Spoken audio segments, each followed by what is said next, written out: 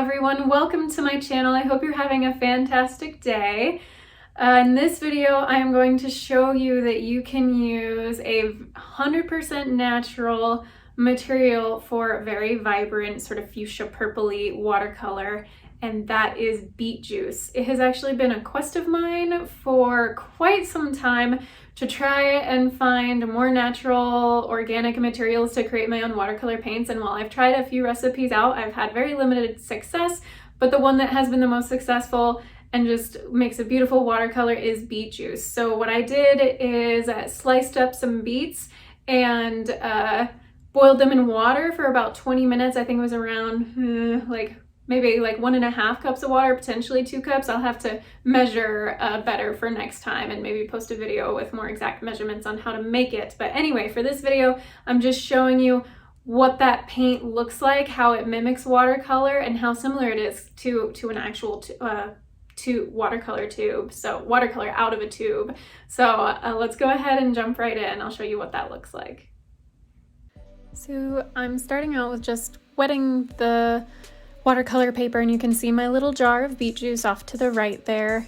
You could certainly try like a bottle of beet juice just from the store. It's probably going to be a little more expensive than if you made your own, so I would recommend maybe just trying boiling the beets for 20 to 30 minutes and see what you get.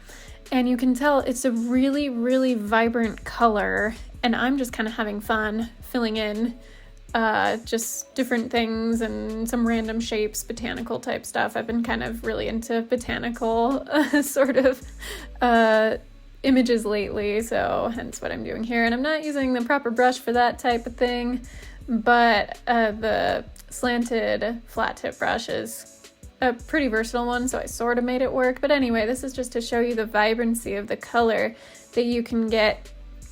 I did speed up the footage just a little bit. It's at 175% instead of 100, so I did kind of slightly speed it up a little, so I don't paint quite that fast. But again, you can tell just how bright that color is. It is going to change a little bit once it dries. It might not have quite that much red. It's actually going to fade into a somewhat more purpley color, and I'll show you at the end what that color actually looks like.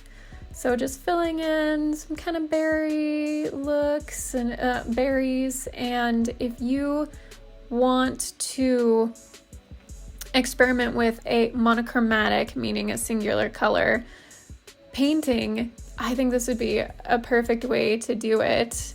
And then demonstrating that you can also write your signature with a nice fine line. I got part of the F got a little fat at the bottom, but you can tell that it's very versatile. You can also do some really light washes. So I am dipping the brush in the beet juice and then really watering it down so that it is just a very light pale pink, and you can see it's just creating this really lovely light wash that is just like a watercolor. So I did want to show you the difference between, so that is the alizarin crimson that I'm using from my watercolor paint palette. That's watercolor from a tube, and you can see it's pretty darn similar. I'll also work the wet into wet technique. Now that is going to look a little different at the end, and I'll show you what that looks like, but ultimately there's enough similarity that I think you can have a lot of fun with it. And especially if you buy your own beets and make the juice yourself, it's a fairly affordable, and of course you're limited to the one color. Again, I'm working on trying to find other natural materials that make good watercolors, but this is going to be a really fun start. So there you see at the end, it's completely dry.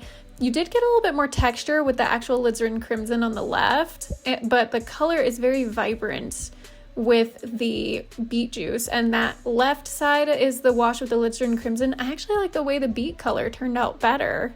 So there you go. Have fun and experiment with it.